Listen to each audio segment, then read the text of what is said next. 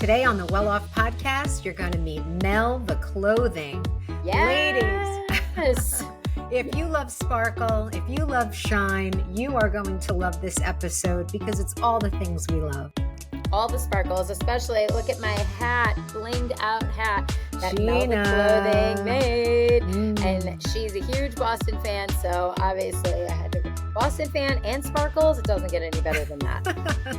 And we're going to hear her story of entrepreneurship, going out on a limb, taking a risk, and becoming a successful entrepreneur. Believe in your dreams. Tara, it's a new year and I'm feeling a little sparkly. How about you? You know what, Gina, aren't we always? I mean, even our season 3 cover shoot, the sequin suits, iconic. Everyone still mentions them to me. I know. And I mean, my wardrobe consists of a few things: black, animal print, and sparkles. Yes. So I am just sparkles all across the board, as you can see. Yes. So I'm wearing this like blue sequins jacket, if you're listening. And the reason I have this jacket is because I'm a huge sports fan, as we know, and UConn was in the national championship game, and I could not find any UConn sparkle shit anywhere. So I ordered on Amazon just a blue run-of-the-mill sparkle outfit, sparkle jacket to wear because, you know, I need sequins. Like, I'm all about the sparkles. And as are you. You're wearing a beautiful Yes, I'm wearing shirt. my sparkle shirt. I like to, even though I wear red lipstick every day because every day is a special occasion, I like to save my sparkle and sequins and glitter for special occasions, like really special occasions, like going out to a concert or, an event. Yeah. Me, I'll just wear it on a Tuesday. Which is why I love you. Yes. So, you know, being obviously a huge Boston sports fan that I am, I came across, met also through my brother-in-law, Matt Robato, who you met at the runway ball last month. And he introduced me to this woman, Mel the Clothing, and I was just started following her, and I see all her stuff, and she literally does all my favorite sports teams decked in sequins, and I'm like, this girl was made for me. Like this is my jam. So I am like beyond thrilled to have our guest today, Tara. So we're all about the sparkle here, and so is our guest. Today in studio, we have Mel Stern, who is the owner and founder of Mel the Clothing in Boston. Mel, welcome to the Well Off podcast. Thank you guys so much for having me. I'm so excited to chat, and I love your sequins. It makes Thank you. And we love yours. So for those of you who can't see, Mel is wearing a beautiful, glittery, sparkly shirt that says Boston. That's green and gold. I love it. Thank you very much. It's kind of like a Celtics Bruins hybrid. We're Celtics. Yeah. And I'm wearing a custom Mel the Clothing hat. If you're watching, it is a black sequins hat with Celtics rhinestone logo that I am absolutely obsessed with. So thank you, Mel, for my little hat. And I love it. I have to get Tara one. Yes. Yeah. I would love, not the Celtics though, no offense, but you know, I'm a Jersey girl. I'll get in big trouble if I wear that around here. I bet. What is your team? What is your go-to? I'm a Jets fan. Okay. We can do that. It's okay. Yeah. Don't hold it against me. I'm not. I would geographical. Yes, it is. I can't help it. Yeah. Yes. No, I get it.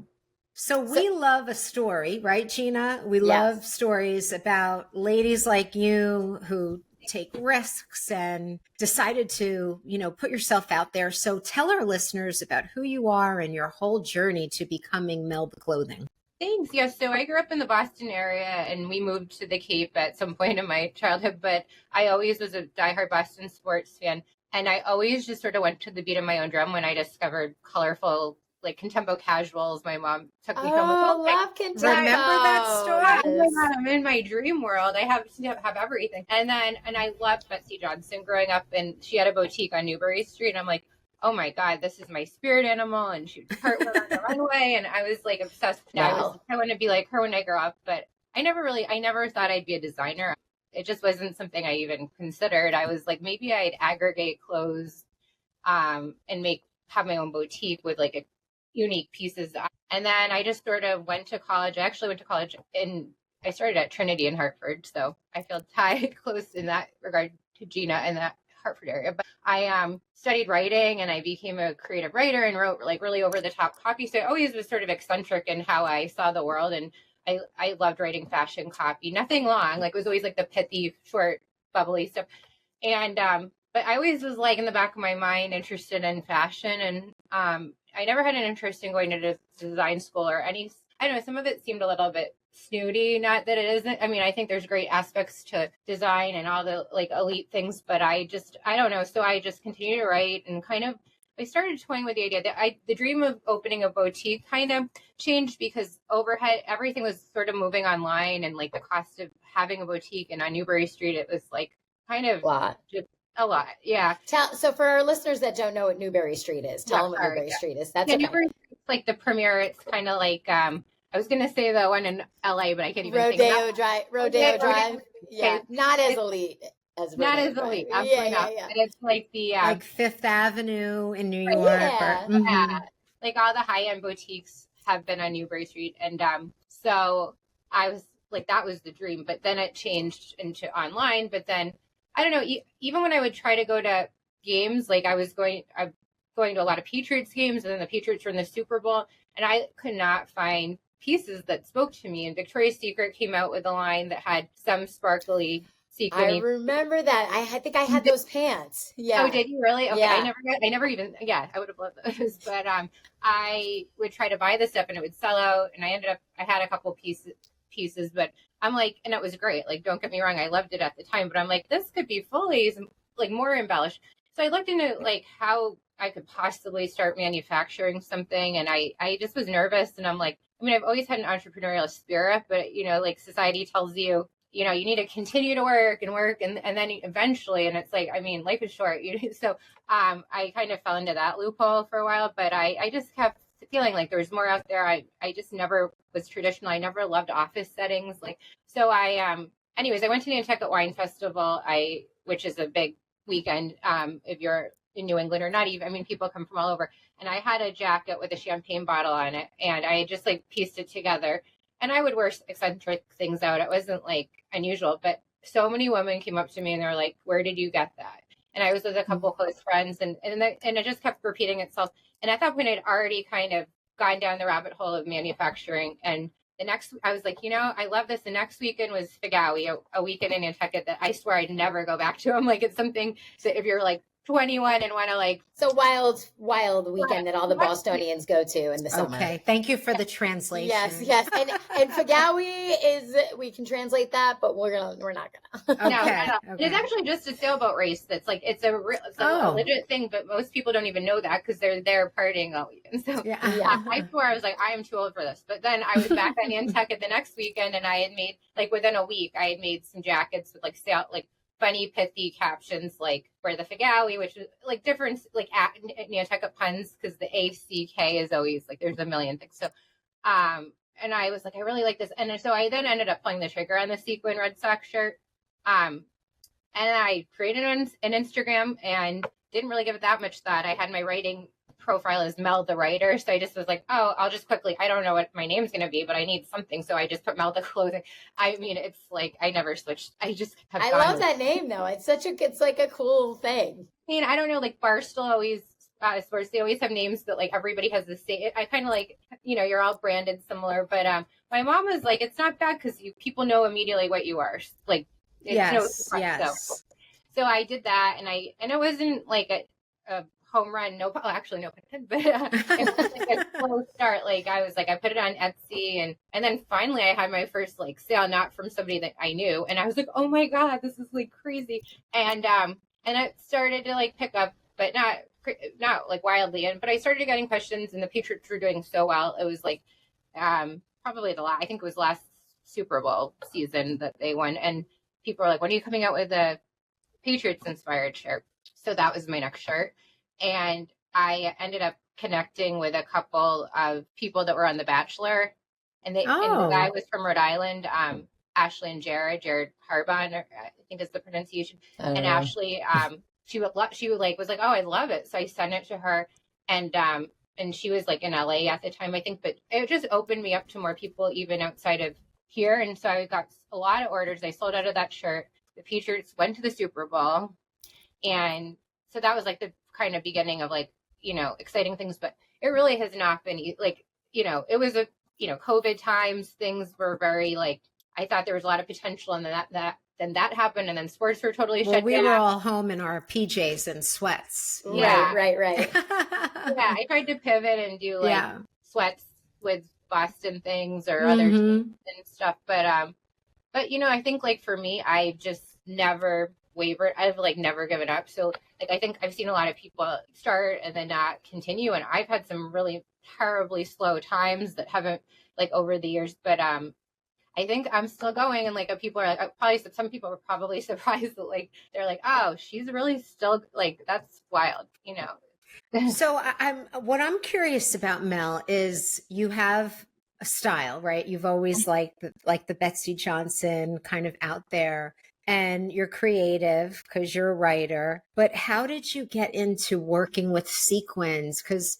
you know, we love sequins and we're creative, but I don't think we could do what you do. So how did you start like with these patterns? Because they're little, like sequins are little. Yeah, it's so intricate and all the details. Yeah. You know, that's a good question, because like I said, I didn't go to design school, and so it was like a learning curve for me. But I mean, I always wore sequin outfits. I had a birthday party called the Sparkle Cruise prior, like 5 years prior. Yes. Sheena, why didn't we think of that for your birthday? I don't know. We're going to have to do it for mine. Yes. Yes, absolutely should. It was, but you know, I kind of, I guess maybe just had enough years of like looking and being like, this sequin's different than that sequin, and what style.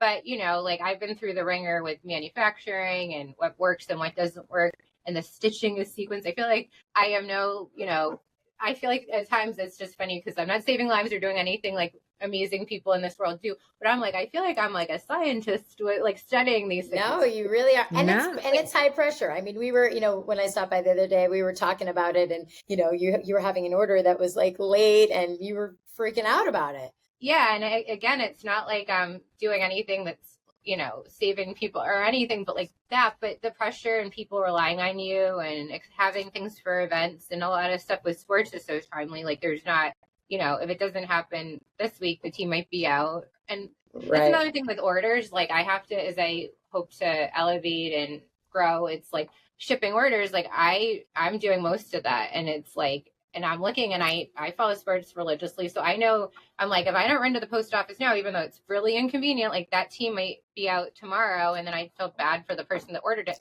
And I've had the most amazing customers and people I feel like that would buy something happy are generally like very nice, considerate people. But I've had a couple of cases where I'm like, it seems like they wore the shirt and then it's like the team was out and and then they were like, you know, they didn't want the shirt after the team was out. Oh. This isn't Amazon. We don't return like that. Yeah. I'm like, right? Yeah, there's always next season. Wait till next year. Yes. But the fact that you even think that way, that you are so considerate of a fan and getting the product to them. I mean, that's really admirable. And I think, you know, that alone should qualify you as a top vendor for anybody listening that's interested in this kind that of. Means a lot. Thank you so it's true. Thanks. Yeah, I was like, I don't know. Yesterday there was a few Patriot shirts, and I was like, I gotta get them off. I mean, the game's well, yeah, I know her, but yeah, absolutely. So, tell us a little bit about how, you know, you started this. Obviously, you told us how you started this business, but you know, it was just kind of like a fun thing to do, and how all of a sudden, like, you know, you believed in yourself and you believed in your dreams of making this a reality, and now you have a studio and you have some pretty significant people wearing your pieces.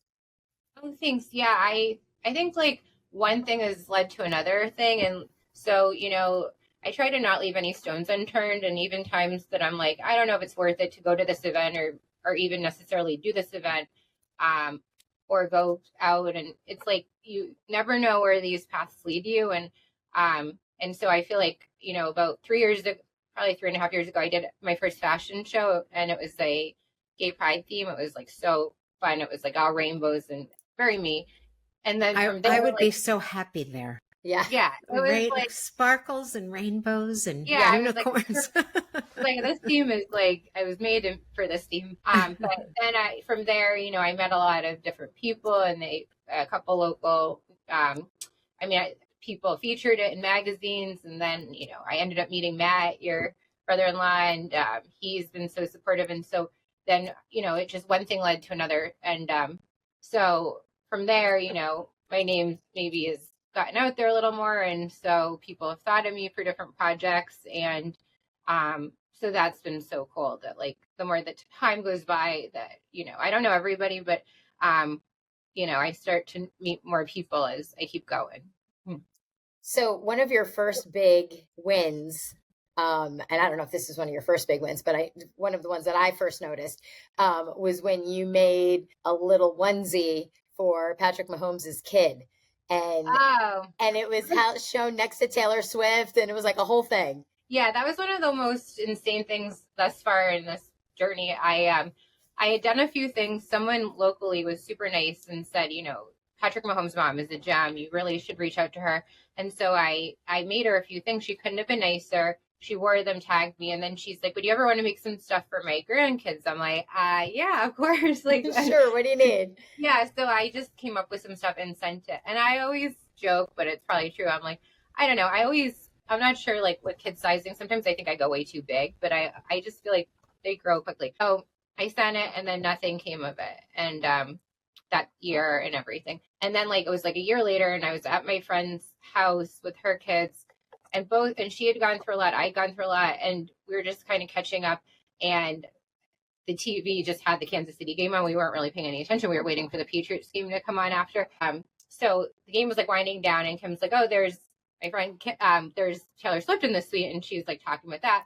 And then I like, oh my God, because my eyes, like sequins, I can't help myself. So yeah. I'm like, and I see red sequins, and I'm like, wait, no, it can't be. Like, and I honestly didn't exactly remember what I did. I knew it was a sequin shirt, but I mean, there's other people out there. So I was like, pause it. So her son's like jumping in the TV, and I'm like, and I'm going through my phone. That's and so I was awesome. Like, oh my God. So like, and I was like, if it had been the year earlier, Taylor Swift would not have been in the picture. So it just made it like even cooler. Yes. Yeah.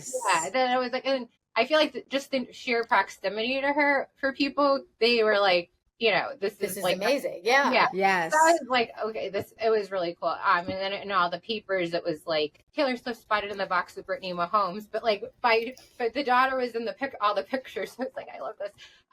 So that was a really cool one. I mean, there's been so many things that like have, like you hoped for something, and so it makes those wins so much big, like and it's cool. Like that's happened over time, like where I send something and maybe they don't wear it for 6 months, or you just never know, or like I don't even see it because maybe they forgot to tag me and someone sends it. Like this season, she wore something I had made that she had already worn, the Sterling Mahomes. I just happened to be scrolling aimlessly. I don't even know what I was scrolling, and it was in People magazine, not because of my jacket, because the daughter had like a high-end purse, like was wearing her mom's yellow, like I don't know, fancy. She was wearing a yellow sequin jacket.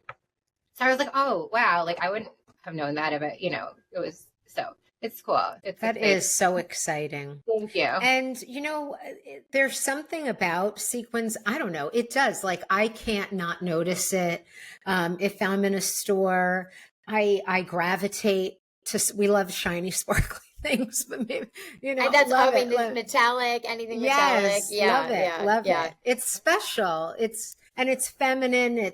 I don't know. There's just something about it. So I think it's so fun that you're doing what you're doing. And it makes people happy, that when they're wearing something unique. And yeah, that's what I want to articulate with my brand. It's like, I want it to be joyful and not gloomy. And so that's like my kind of vibe. And so I think like, and then people maybe that are a little more subtle, but they're like, I put it on and I'm like feeling like my alter ego, but I love it. And I'm like, this is the whole point, to make people happy. And I do stuff that's not as flashy too, but I mean, if someone wants my advice, I'm like, go for it.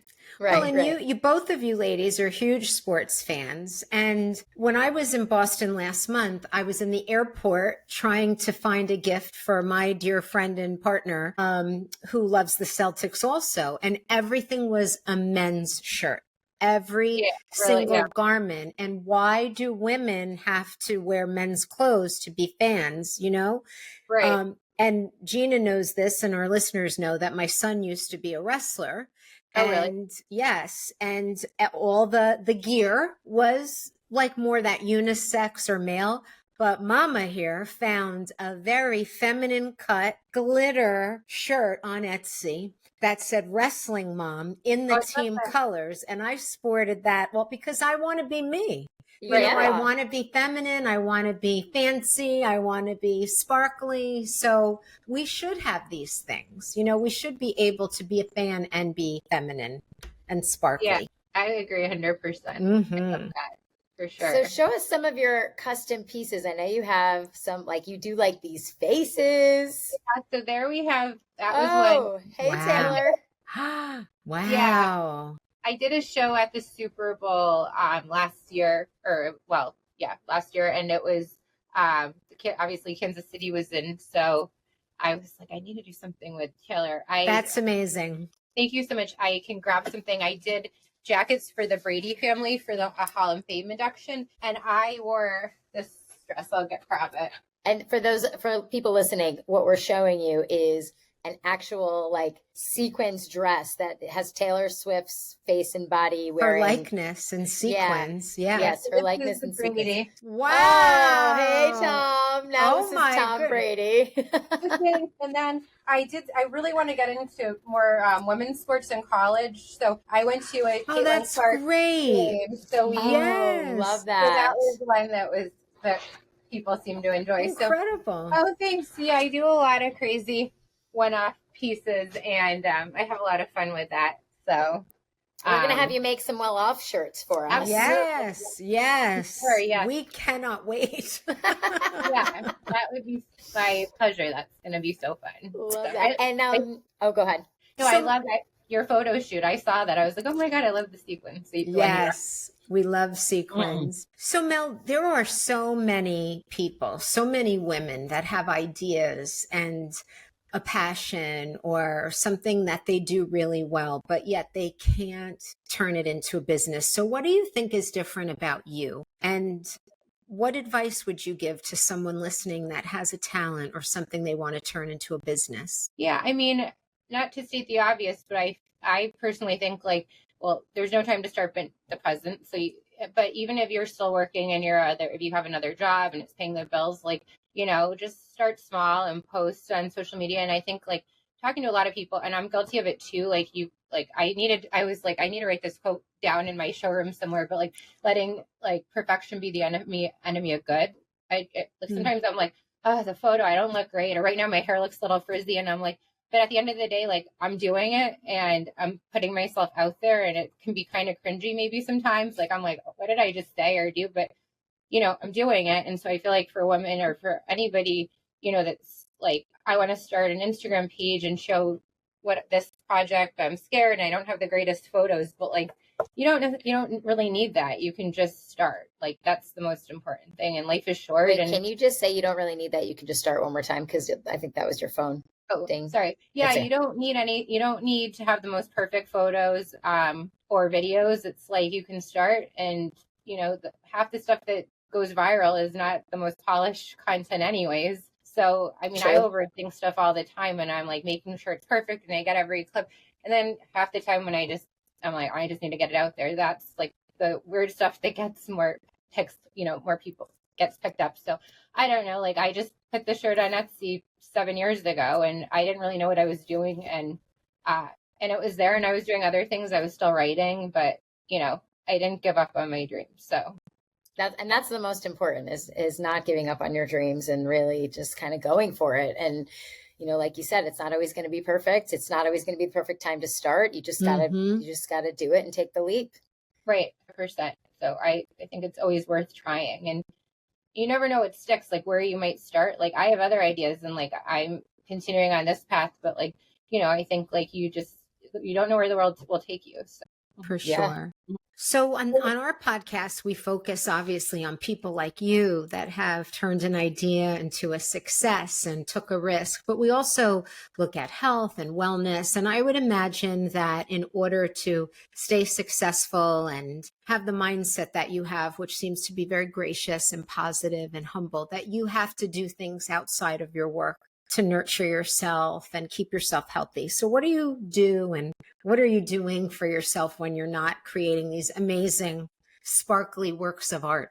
Thanks. Yeah, I've been going on a lot of walks lately, like to just clear my head. I never even, all the time I've lived in Boston, gotten as many walks, but like going on the Charles River for like an hour and just like decompressing and being off the grid a little bit. But I love the ocean and my family is down on the Cape part of the year. And so just being by the water and calming. And I know it's part of my business, but I love sports. It's an outlet.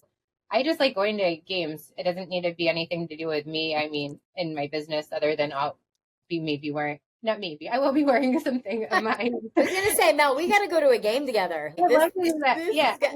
We got to do this. We got to go rep our Celtics gear. Laying yourself out. Absolutely. And so like, I think, and I, prioritize fitness and Pilates and working out and just being healthy. Like I had a couple weeks last month. It was really stressful. And I'm like, I'm not doing as good a job as I need to be mitigating this. Like health is the number one thing. I mean, without your health, you have nothing.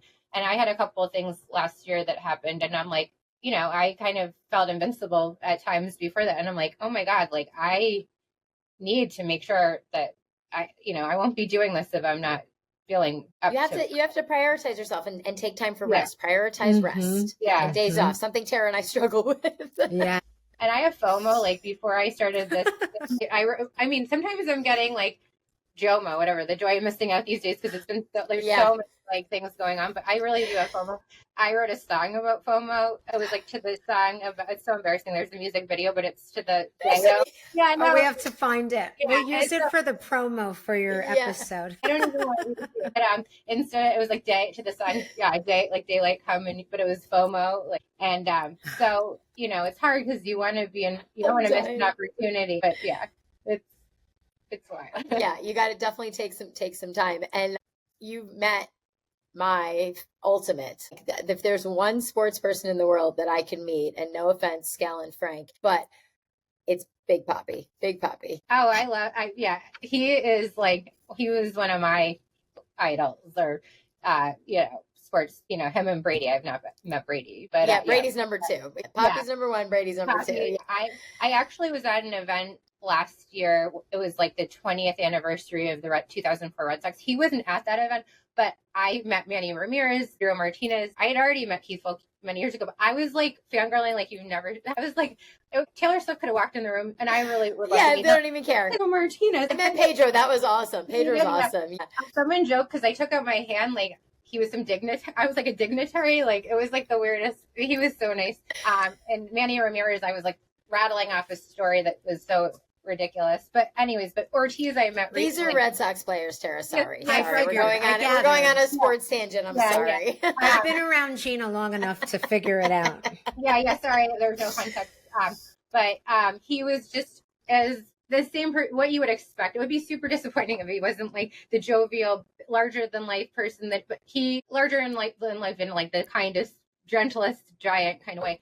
I made him a blazer and blinged out Red Sox shirt and presented it to him, and he couldn't have been nicer. And I found out that he's worn them. I'm like, where are the photos? I need pics. We need pics. Yeah. So awesome. He was so great. Yeah. Yeah. Nikki Glaser wears your stuff too on stage. Yeah, that was really cool because I've been selling at TD Garden. Her assistant came in or contacted the store looking for merch for her tour when she came to Boston. And so I was thought of like, oh, maybe you could do some stuff. And I'm like, oh my God. So I did. And we brought it to her. I didn't meet her, but to her assistant. And she wore it on stage that night to 2 of the shows. One was a Tom Brady dress, similar to what I showed. And one was the Celtics shirt. And so then they started contacting me for other tour dates. So you wouldn't, like Kansas City, Chicago, I would make sequin shirts with the teams that they wanted. So I did like 10 awesome. tour dates. It was like, wow, that was like so wild. And then she hosted SNL, and the final shirt she wore on the show, I blinged out for her. So amazing. I know my dream is to do the Golden Globes, like something, but it's coming. Okay. At some point if she continues to host it. So yes. Mm-hmm. So Mel, we ask all of our guests the question, what does well off mean to you? I think it's just about happiness. It's like, peace of mind and doing what you love and being kind to people. And I don't know, I just feel like good energy is everything. And that's what my brand I try to represent is. And so acceptance and community and just, I don't know, I've seen a lot of things in my life and I've seen different sides of things, but I just want to spread happiness and I don't know, I feel like that's what being well off to me is not a financial thing. It's a state of mind and being living your best life and up to your potential. So love it. That perfectly answered that. But. No, they're all perfect. Doesn't they matter. Are. Yeah, that's your answer. And I still don't think in 3 seasons we've had anyone that mentioned money. Fell flat. Oh yeah, or yeah, mentioned money. Yeah, it's not about that. Yeah, no, I've been known to I'm like, no, I don't charge enough, I've been told, and it's like I just want everyone to be happy. So I have to work on my business stuff, but it's not about money at all for me. It's about living my best life and providing and doing things I love. So. And making people happy, because I mean, this hat has made me so happy. I just have to tell you. I love it so much. That's what it's about. It's so heavy. And how can people find you so that they can get this amazing? And you guys, if you're not watching on YouTube and you're just listening, you need to go to our Instagram channels so that you can see all of the things that Mel the Clothing is doing. Thanks. Yeah, my website is meltheclothing.com, and I have an Instagram, Mel_THE_clothing, that you can also find different projects that I'm doing that maybe are not shown on the website. So those are like the 2 channels. I'm on Facebook, Mel the Clothing. And so. And they can get your stuff, if they're in Boston, they can get your stuff where? So I'm selling at TD Garden, and I'll be back at Fenway this summer.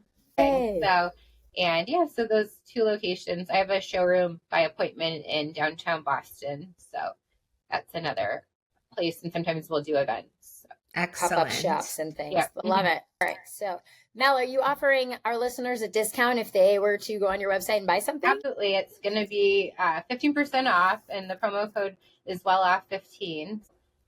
Yeah, have some fun, sparkly fun. Thank you. So we can all get some bling. We love it. Thank you so much. Yes. Of course. Yeah, my pleasure. Thank you so much for coming on. We really appreciate it. Of course. It's been so nice having you, and best of luck. Keep growing. Keep making people happy with your sparkle. Thank you very much. It means a lot. I'm so grateful that you guys had me on, and wishing you all the best. I love your podcast. So. Oh, thank you. Thanks, Mel. Yeah, of course.